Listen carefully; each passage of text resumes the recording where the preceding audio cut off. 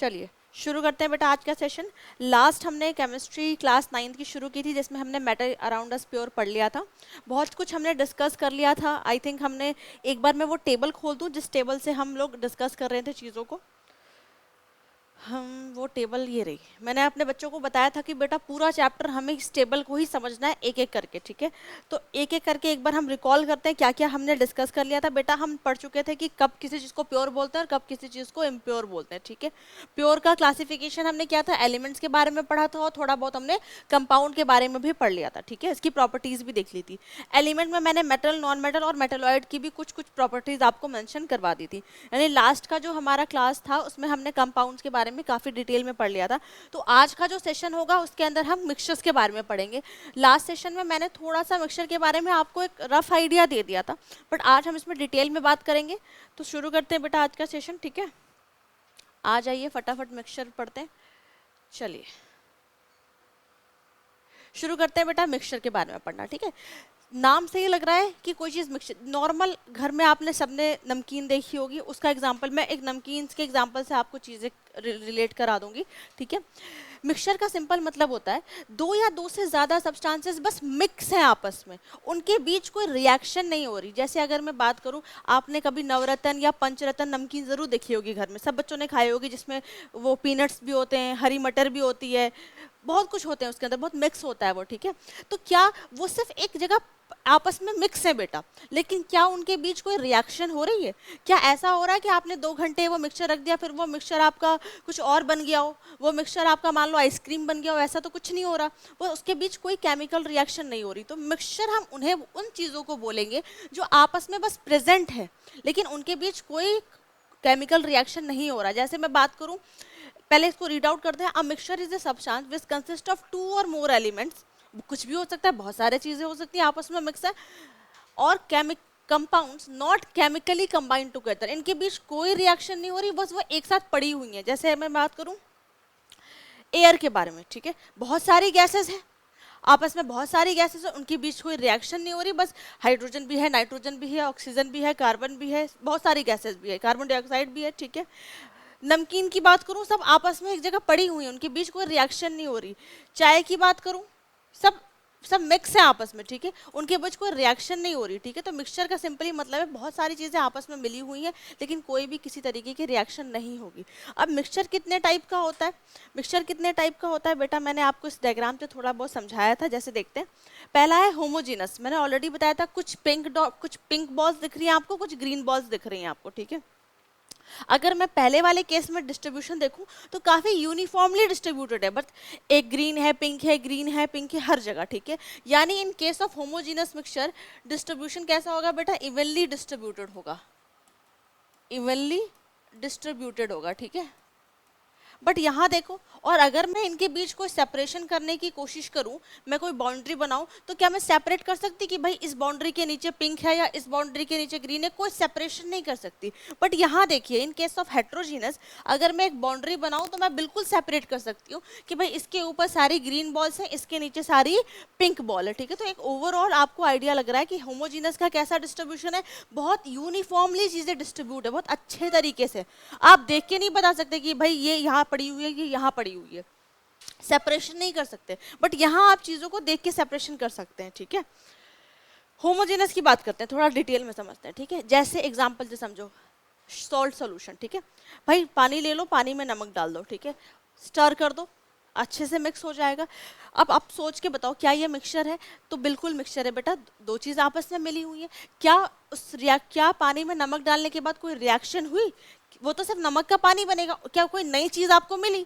कोई नई चीज़ आपको नहीं मिलेगी। दूसरी चीज़, क्या आप अपने आंखों से देख के बता सकते हो कि भाई ये रहा नमक, ये रहा पानी? आप देख के नहीं इसको डिस्टिंग्विश कर सकते हो कि ये रहा नमक, ये रहा पानी। तो ऐसे को जो पूरी अच्छी तरीके से घुल जाए, अच्छी तरीके से मिक्स हो जाए, यूनिफॉर्म हो जाए, उसे हम होमोजेनस मिक्सचर कहते हैं, सिंपल से शब्दों में। जैसे कॉपर सल्फेट ले लूँ, शुगर सोल्यूशन ले लूँ, ये सब कैसे है? बहुत अच्छी तरीके से मिक्स हो चुके हैं। मैं देख के नहीं बता सकती भाई ये रहा कॉपर, ये रहा सल्फेट, ये रहा ऑक्सीजन। तो जब हम चीज़ों को देख के डिस्टिंग्विश नहीं कर सकते, सेपरेट नहीं कर सकते कि भाई इसके ऊपर कॉपर है, इसके नीचे सल्फेट है, उन्हें हम होमोजीनस मिक्सचर बोल देंगे। जैसे यहाँ पे है रोज सिरप, शरबत है, मैं देख के थोड़ी ना बता सकती हूँ भाई यहाँ चीनी है, यहाँ रोज है, कुछ नहीं, अच्छे तरीके से मिल गई हैं। वैसे ही चाय का एग्जांपल भी मैंने देख के बताया था, बहुत सारी चीज़ें हैं उसमें, चाय पत्ती है, चीनी है, दूध है, अदरक है, इलायची है, बहुत कुछ है, बट जब बन के आती है तो हम देख के बता ही नहीं सकते कि भाई ये यहाँ कहाँ कहाँ प्रेजेंट है। तो वो बहुत यूनिफॉर्मली तरीके से मिक्स हो चुकी है, तो वैसे को हम क्या बोल देंगे बेटा, होमोजेनस मिक्सचर बोल देंगे, ठीक है। A homogeneous mixture is a mixture in which constituents are uniformly mix throughout the mixture. आप उसको फिजिकली डिस्टिंग्विश नहीं कर सकते कि ये देखो ये रहा, ये देखो ये रहा, सिंपल शब्दों में, ठीक है। बात करते हैं हेट्रोजीनस मिक्सचर की।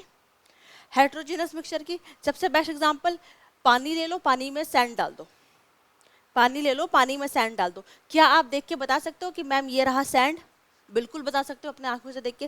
प्लस आप सेपरेट भी कर सकते हो कि भाई इसके नीचे सैंड है, इसके ऊपर पानी है, आप इसको डिस्टिंग्विश आराम से करते हो। वैसे यहाँ देखिए, वाटर एंड ऑयल, ऊपर ऑयल है, बिल्कुल आप आंख से देख के बता सकते हो मैम ये रहा ऑयल, ये रहा हमारा पानी। यानी ये अच्छे तरीके से मिक्स नहीं है, उन्हें हम क्या बोल देंगे, हेट्रोजीनस मिक्सचर बोल देंगे, ठीक है। A heterogeneous mixture is a mixture in which the constituents are not uniformly mixed, अच्छे से मिक्स नहीं है। आप देख के भी बता सकते हो कि ये चीज़ यहाँ प्रेजेंट है, ये चीज़ यहाँ प्रेजेंट है। चॉक वाटर, पानी में चॉक घोल दो, आप आराम से देख के बता सकते हो कि मैम ये रहा पानी, ये रहा चॉक, ठीक है। Through out the mixture, non uniform composition, बराबर नहीं है, एक समान नहीं है कॉम्पोजिशन उसका, और फिजिकली हम उसको डिस्टिंग्विश कर सकते हैं, जैसे मैंने आपको बताया, ठीक है। तो मिक्सचर का सिंपल ओवरऑल आपको ये लेके चलना है कि मिक्सचर का मतलब है सिर्फ चीज़ें आपस में मिक्स हैं, उनके बीच कोई रिएक्शन नहीं हो रही। होमोजेनस का मतलब है वो बहुत अच्छी तरीके से मिक्स है, आप अपनी आंखों से देखकर डिस्टिंग्विश नहीं कर सकते कि क्या क्या इसमें प्रेजेंट है। हेट्रोजीनस का मतलब है अच्छी तरीके से मिक्स नहीं है, आप देख के बता सकते हो हाँ ये रहा, इसका एक कॉन्स्टिट्यूएंट ये रहा, एक कॉन्स्टिट्यूएंट ये रहा, ठीक है। तो इनके बेसिस पे मैं इसकी एक बार प्रॉपर्टी आपको अब बता देते हैं। देखो, बात करते हैं प्रॉपर्टीज ऑफ मिक्सचर की। पहला क्या कह रहा है, the mixture can be separated into its component by physical process. जैसे वही नमकीन का आइडिया ले लीजिए, आपके पास नवरत्न नमकीन है या पंचतंत्र नमकीन है, तो मेरा मन है कि मैं उसमें से सिर्फ पीनट्स खाऊं, तो मैं आराम से पीनट्स चुन के निकाल सकती हूँ कि नहीं निकाल सकती, तो मैं सेपरेट कर सकती हूँ कि नहीं कर सकती। जैसे सॉल्ट, जैसे है नमक और पानी, मुझे मन है सेपरेट करने का, इवापोरेशन करा दो, पानी उड़ जाएगा, नमक बच जाएगा, ठीक है। आपके पास है सैंड और वाटर, ठीक है, मैं फिल्टरेशन कर दूं, सैंड अलग हो जाएगा, पानी अलग हो जाएगा, मतलब फिजिकल तरीकों से मैं चीज़ों को अलग कर सकती हूँ, उन्हें हम मिक्सचर बोलते हैं। बट कंपाउंड में क्या पढ़ा था कि कंपाउंड को हम फिजिकल तरीके से नहीं कर सकते, उन्हें हम केमिकली। अब मेरा मन है भाई पानी में से हाइड्रोजन अलग करना, ऑक्सीजन, तो क्या हाथ डाल के थोड़ी ना निकाल दूंगी हाइड्रोजन और ऑक्सीजन, उसके लिए मुझे कुछ केमिकल मेथड यूज करना पड़ेगा, इलेक्ट्रोलिसिस, ठीक है। कह रहा the constituents of a mixture retain their original properties, ठीक है। जैसे अब भाई आप नमकीन खा रहे हो, काजू का भी टेस्ट आएगा, किशमिश का भी टेस्ट आएगा, पीनट्स का भी टेस्ट आएगा, तो सबके कॉन्स्टिट्यूएंट की टेस्ट आपको बराबर इक्वली मिल रही है, यानी सबकी प्रॉपर्टी आपको देखने को मिलेगी। बट इन कंपाउंड्स, वाटर का एग्जांपल मैंने आपको बताया था, हाइड्रोजन कैसा है, कंबस्टिबल है, ऑक्सीजन कैसा है, सपोर्टर है कंबशन का, दोनों मिल गए वाटर बन गए जो आग बुझाने के काम आते हैं, तो उनकी प्रॉपर्टी बिल्कुल गायब हो गई, प्रॉपर्टी बिल्कुल बदल गई। लेकिन मिक्सचर में ऐसा नहीं होता, उनकी प्रॉपर्टी रिटेन रहती है, ठीक है। अब मिक्स होने के बाद भी सबकी अपनी इंडिविजुअल प्रॉपर्टी रहेगी, ठीक है। अब ऐसे ही आप मान लो भाई आपके पास सैंड है और सॉल्ट है, तो भाई उसको आपको पता है ये सैंड है, आपको पता है ये सॉल्ट है, उनकी प्रॉपर्टी वैसे कि मिक्स होने के बाद प्रॉपर्टी थोड़ी ना बदल गई उनकी, कि सैंड बदल गई, सैंड और सॉल्ट मिलके खीर बन गए हो, अलग प्रॉपर्टी बन गई हो, ऐसा कुछ नहीं होगा, ठीक है। In a mixture the constituents are not in fixed proportion. हमने जैसे पढ़ा था कंपाउंड में क्या हो रहा था, वाटर और ऑक्सीजन एक फिक्स्ड प्रोपोर्शन पे थे, 1:8, मैंने आपको निकाल के भी दिखाया था। अब जैसे मान लो मेरे पास नमकीन है, अगर नमकीन में एक काजू है या दो किशमिश है, तब भी वो नमकीन है। मेरे पास 2 काजू है और 200 किशमिश है, तब भी वो नमकीन है। यानी ये कोई फिक्स नहीं है प्रोपोर्शन, इनका कोई प्रोपोर्शन फिक्स नहीं है, मैं कुछ भी मिक्स कर दूं मेरा मिक्सचर बन जाएगा। बट क्या मैं कंपाउंड के साथ ऐसा कर सकती हूँ कि मेरा मन है आज वाटर बनाने का, तो मैंने 1 पार्ट हाइड्रोजन ले लिया और 8.1 ऑक्सीजन ले लिया, तो ऐसा बिल्कुल नहीं कर सकते। कंपाउंड में उसका प्रोपोर्शन हमेशा फिक्स रहेगा, बट मिक्सचर में फिक्स नहीं रहेगा, उसके आप कुछ भी ऊपर थोड़ा बहुत ऊपर नीचे करके मिला दोगे तो वो मिक्सचर बन जाएगा। तो ये मेन कुछ प्रॉपर्टीज है मिक्सचर की, आपको अपने दिमाग में रखना है। फिजिकल मेथड से सेपरेट कर सकते हैं, कॉन्स्टिट्यूएंट्स की प्रॉपर्टी नहीं बदलती है, जैसा है वैसा ही रहेगा, और तीसरा उसका कोई प्रोपोर्शन फिक्स नहीं होता है। ठीक है। तो ये रही ओवरऑल मिक्सचर के बारे में बातें। तो एक बार आप लोग उसको लिख लो, अच्छे से समझ लो, फिर हम आगे एक टेबल डिस्कस करेंगे मिक्सचर और कंपाउंड के डिफरेंस का। ठीक है, चलो तो आगे चलते हैं। ठीक है, सबसे इंपॉर्टेंट एक टेबल डिस्कस करते हैं बेटा। ठीक है, सबसे इंपॉर्टेंट हम एक टेबल डिस्कस करने जा रहे हैं। इंपॉर्टेंट लिख रही हूँ ताकि आपको याद रहेगा कि ये आपके एग्जाम पॉइंट ऑफ व्यू से बहुत इंपॉर्टेंट है। टेबल ऑफ डिफरेंस क्या कह रहा है? दो चीज़ों का डिफरेंस पढ़ने वाले हैं हम, मिक्सचर और कंपाउंड का डिफरेंस पढ़ने वाले हैं। देखो इतना पढ़ने के बाद, पहला लेक्चर लेने के बाद, आज भी थोड़ा पढ़ने के बाद, आई थिंक बच्चों को थोड़ा थोड़ा तो आइडिया लग गया होगा कि हाँ मोरओवर क्या डिफरेंसेस हैं। ठीक है, बड़े बड़े से शुरू करते हैं। क्या कह रहा है? Mixture can be separated into its component by the physical process. बिल्कुल, मैंने आपको एग्जांपल देके बताया कि हम मिक्सचर को आराम से फिजिकल प्रोसेस से सेपरेट कर सकते हैं, बट कंपाउंड को सेपरेट करने के लिए मुझे कैसे प्रोसेस करनी पड़ेगी? मुझे केमिकल प्रोसेस करना पड़ेगा। ठीक है, या फिजिकल प्रोसेस से नहीं कर सकते, या कंपाउंड को करने के लिए मुझे केमिकल प्रोसेस का यूज करना पड़ेगा। दूसरा, मिक्सचर अपने कॉन्स्टिट्यूएंट की प्रॉपर्टी शो करता है। सब मिक्स होगा, काजू का भी टेस्ट आएगा, किशमिश का भी टेस्ट आएगा, वही वाला बात है। लेकिन कंपाउंड अपने कॉन्स्टिट्यूएंट्स की प्रॉपर्टी शो नहीं करता है, बिल्कुल नई चीज बनकर आती है और उसकी प्रॉपर्टी अपने कॉन्स्टिट्यूएंट से बिल्कुल अलग होती है। ठीक है, एक और देखेंगे, पहले मैं जो इंपॉर्टेंट है पहले वो डिस्कस करते हैं। Composition of mixture is variable. मैंने बताया कोई फिक्स्ड प्रोपोर्शन नहीं है कि इतना लेंगे तो ही मेरा मिक्सचर बनेगा, लेकिन कंपाउंड का बिल्कुल फिक्स प्रोपोर्शन है कि 1:8 लेंगे तो ही मेरा वाटर बनेगा। अगर मैंने इससे थोड़ा भी ऊपर नीचे किया तो मेरा वाटर का फॉर्मेशन नहीं होगा। तो यहाँ कोई वेरिएबल इसका कॉम्पोजिशन फिक्स नहीं है, बट इसका कॉम्पोजिशन कैसा है? बिल्कुल फिक्स है।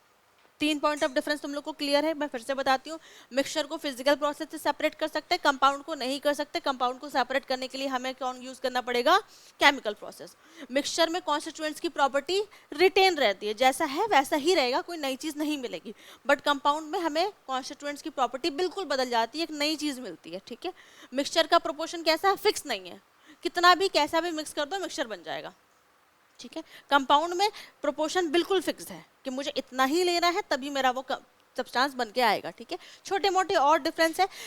Energy is usually neither given out और नॉर ऑब्जर्व। अब मिक्सचर में बेटा कोई रिएक्शन तो हो नहीं रही, चीजें बस मिक्स हैं, तो जब कोई रिएक्शन नहीं होती ना तो कोई एनर्जी ना यूज होती है, ना एनर्जी रिलीज होती है। तो एनर्जी का कोई आदान प्रदान नहीं होगा, क्योंकि जब भी केमिस्ट्री में हम आगे पढ़ेंगे 10th में कि जब कोई केमिकल रिएक्शन होती है तो या तो हीट रिलीज होती है या तो हीट अब्जॉर्ब होती है। तो मिक्सचर में तो कोई रिएक्शन हो ही नहीं रही, तो एनर्जी का कोई रोल नहीं है। बट कंपाउंड में तो केमिकली बाउंड हो रहे हैं, कोई केमिकल रिएक्शन से बाउंड हो रहे हैं, तो यहाँ या तो हीट रिलीज होगी या तो हीट एब्जॉर्ब होगी, तो हीट का यूज होगा। अब मिक्सचर का कोई फिक्स्ड बॉइलिंग और फिक्स्ड मेल्टिंग पॉइंट भी नहीं है, कोई फिक्स्ड फार्मूला भी नहीं है, बस ऐसे ही पड़े हैं, लेकिन इनका एक फिक्स्ड बॉइलिंग और मेल्टिंग पॉइंट होगा, इनका फिक्स्ड फार्मूला होगा। पूरा एक टेबल ऑफ डिफरेंस है। आपको इंपॉर्टेंट के 3 और 4 पॉइंट्स याद रखने हैं अपने एग्जाम के लिए, जो मैंने ऊपर के आपको बताए हैं। ठीक है, तो आप लिख लेंगे एक बार इसको अच्छे से। ठीक है, और फिर हम आगे चलेंगे।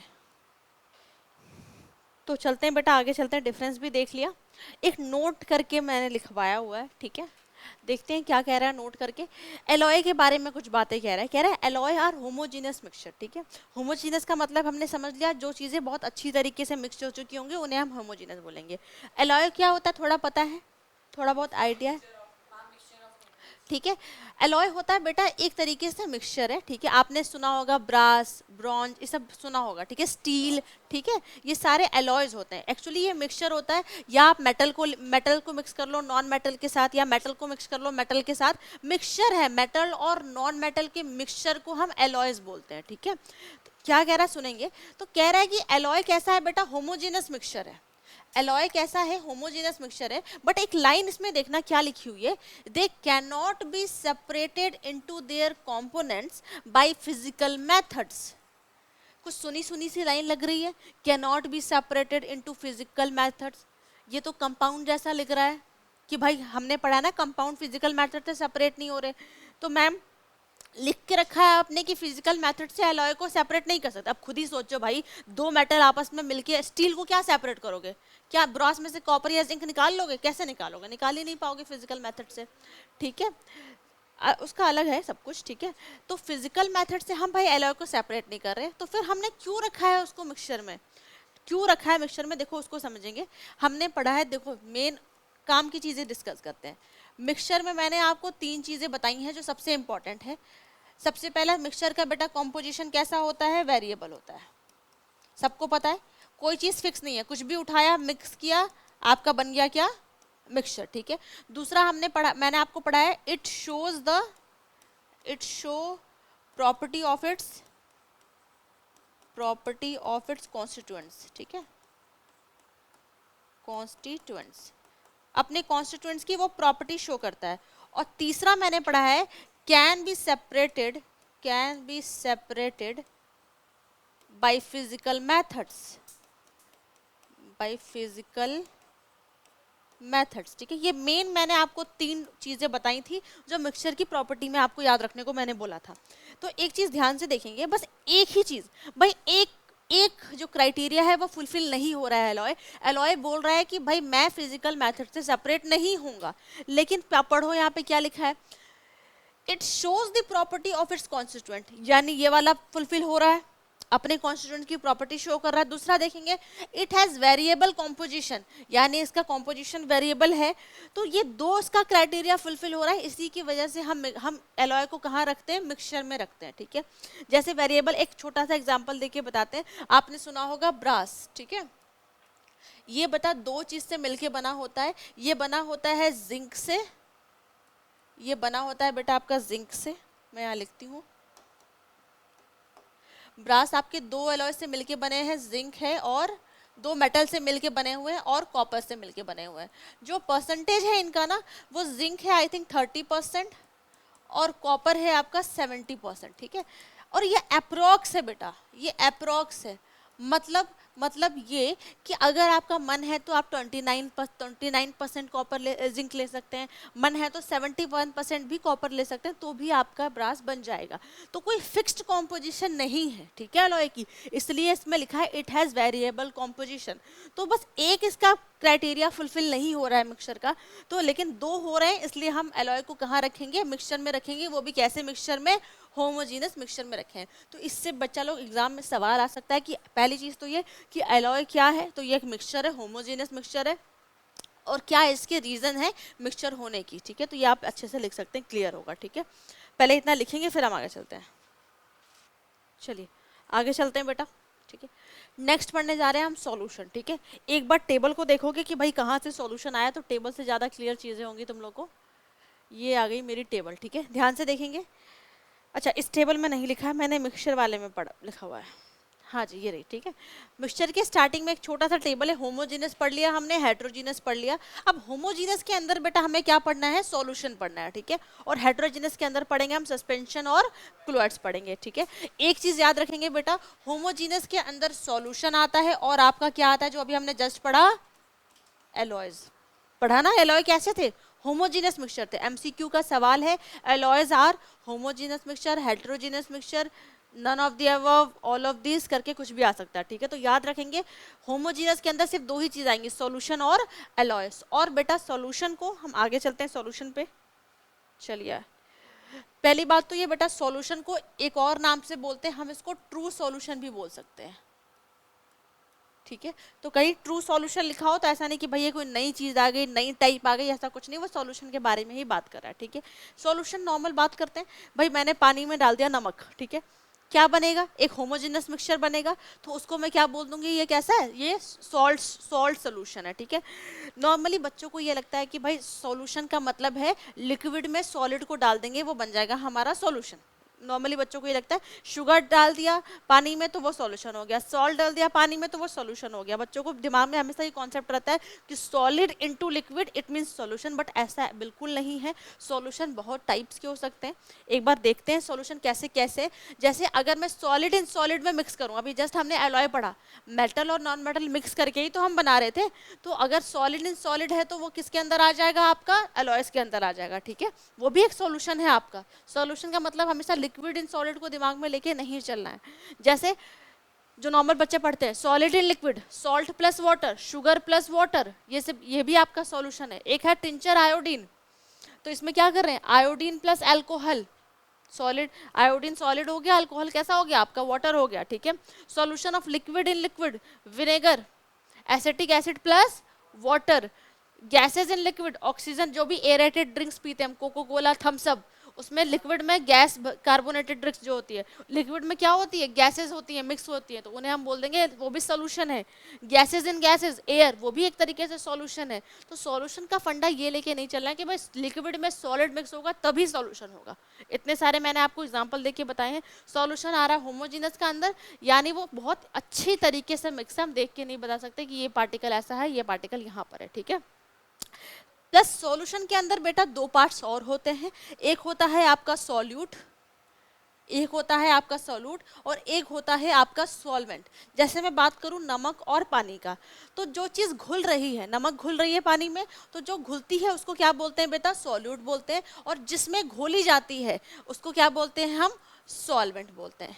क्लियर है, सिंपल सा, ठीक है। जो चीज़ घुल रही है उसको सॉल्यूट बोलेंगे, जो चीज़ जिसमें घुल रही है उसको सॉल्वेंट बोलेंगे। ऐसे भी समझोगे भाई, स्मॉल क्वांटिटी में जो प्रेजेंट है उसको हम सॉल्यूट बोल देंगे, जो ज़्यादा क्वांटिटी में प्रेजेंट है उसको हम सॉल्वेंट बोल देंगे, सिंपल से शब्दों में, ठीक है। तो इतना पहले लिखते हैं फिर आगे चलते हैं, ठीक है। एग्जाम्पल भी एक बार देख लोगे, देखो एलॉयस लिखा है सॉल्यूशन के, लिखा है होमोजेनस के अंदर सॉल्यूशन में, soda water, salt solution, extra, copper sulphate, सब ये क्या है, सॉल्यूशन है आपके, ठीक है।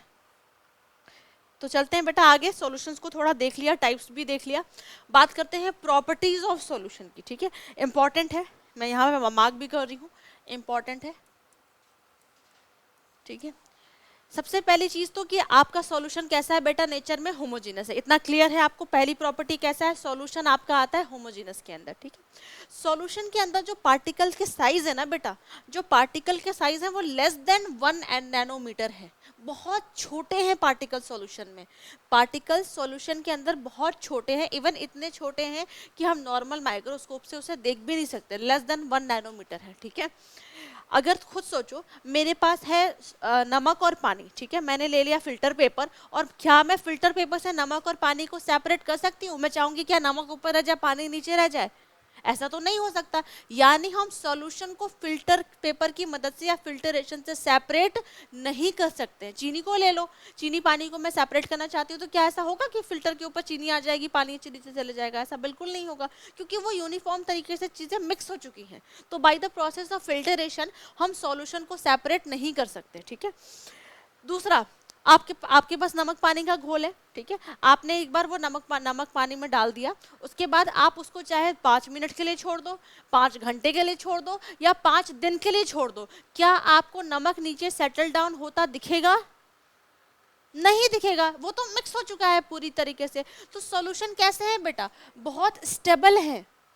ऐसा नहीं होगा कि आपने उसको छोड़ दिया तो वो जाके नीचे जाके सेटल डाउन हो गया। लेकिन सोचो, अगर आपके पास पानी और सैंड का मिक्सचर है, तो 5 मिनट तो छोड़ो, आप जैसे ही उसको स्टर करना छोड़ दोगे, सारा सैंड क्या करेगा, नीचे जाल के सेटल डाउन हो जाएगा। तो वो कैसे अनस्टेबल है, चीजों को समझते चलना। तो सॉल्यूशन कैसे है बेटा, स्टेबल है आपके, ठीक है। लिखा है the particles of solute present in the solution do not separate out on keeping, यानी अगर आपने उसको छोड़ दिया तो वो सेपरेट नहीं हो सकता कि ये रहा पानी, ये रहा नमक, ठीक है। लास्टली है, a true solution does not scatter light. Tyndall effect हम आगे पढ़ेंगे भी, बट थोड़ा सा बता देती हूँ। मैंने मान लो इस बीकर में रखा है सॉल्ट सॉल्यूशन, मैंने रखा है इसमें सॉल्ट सॉल्यूशन, और मैंने यहाँ से एक लाइट का सोर्स टॉर्च लिया हुआ है, मैंने लाइट को पास कराया है इस बीकर से। तो ध्यान से देखो, मुझे बीच में लाइट का कोई पाथ नहीं दिख रहा।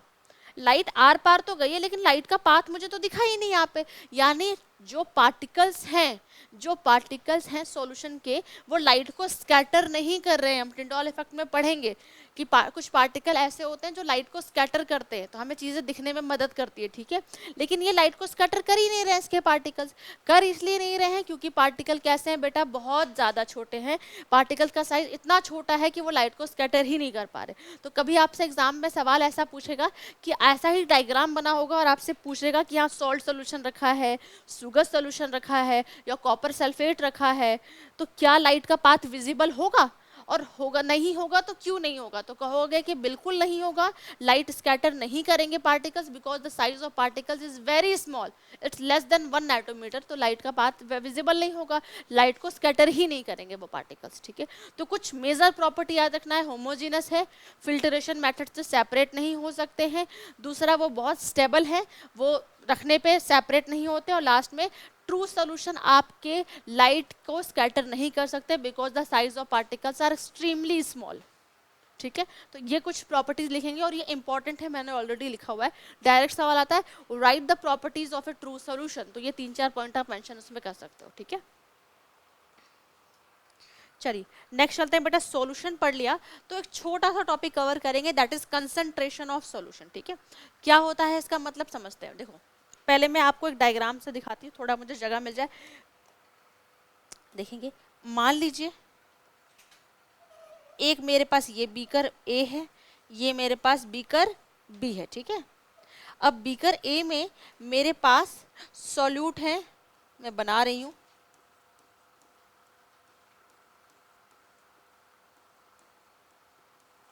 ठीक है, ये मेरे बीकर में सॉल्यूट है। ठीक है, बीकर ए में, ये मेरा बीकर बी है। ठीक है, ठीक है, दोनों में पानी तो होगा ही, सिंपल सा। अगर मैं आपसे पूछूं कि कौन से में सॉल्यूट ज्यादा है, तो ऑफ कोर्स आप बोलेंगे कि ए में सॉल्यूट ज्यादा है और बी में सॉल्यूट कैसे हैं, कम है।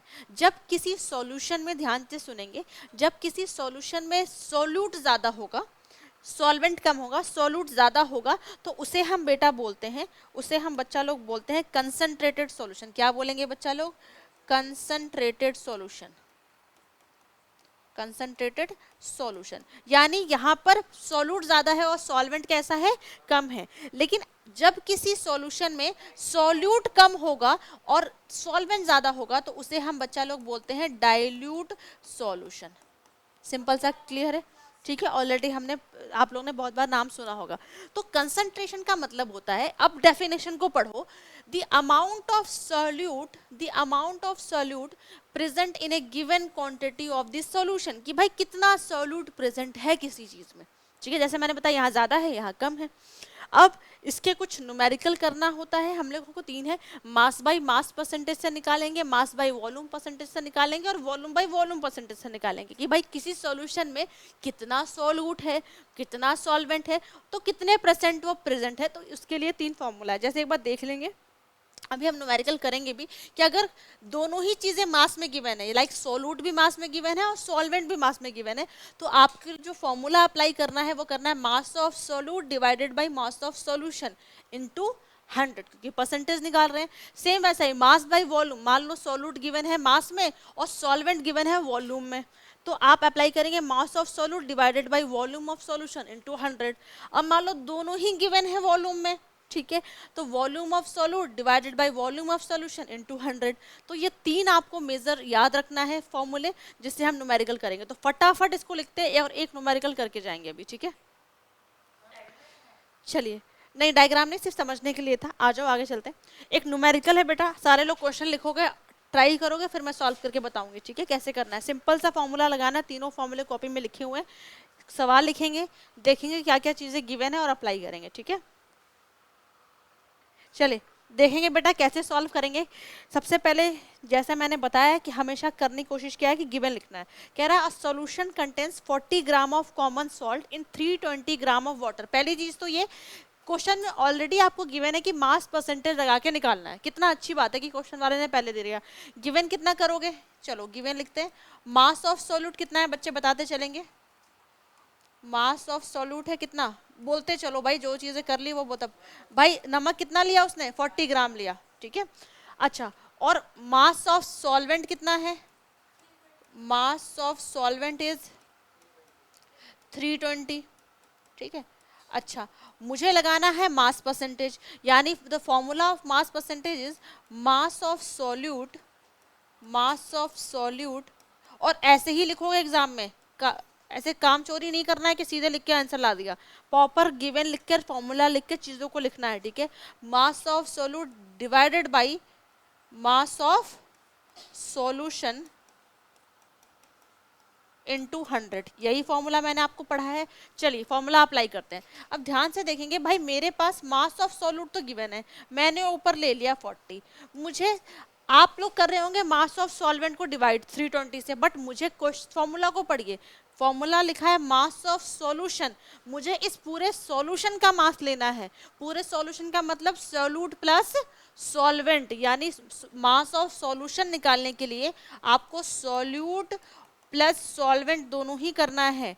तो अगर मैं सॉल्यूशन का मास निकालूं तो सॉल्यूट कितना है 40 और सॉल्यूशन कितना है, सॉल्वेंट कितना है आपका 320, तो मेरा आ गया आंसर 360 ग्राम मेरा आ गया मास ऑफ सॉल्यूशन। तो अब यहाँ 40 divided by mass of solution की जगह मैं क्या लिखूंगी 360 और इनटू 100। अब बेटा इसको आप लोग सॉल्व कर दो तो मुझे आंसर बताओगे कितना है 11.1% आपका आ गया आंसर। ठीक है, सिंपल सा। एक बार फिर बताती हूँ, सॉल्यूशन का मास निकालना है सॉल्वेंट का नहीं, तो 40 डिवाइडेड बाई 320 नहीं करेंगे, जितना है उसको प्लस कर देंगे, वो आपका सॉल्यूशन है। ऐसे करना है ये वाले सवाल, ठीक है आपको। तो आज की क्लास बेटा इतना ही, ठीक है। ये सारे बच्चे एक बार होमवर्क में कर लोगे आज का ही, नेक्स्ट क्लास में हम दूसरा टॉपिक पढ़ेंगे, ठीक है। तो आज की क्लास इतनी ही।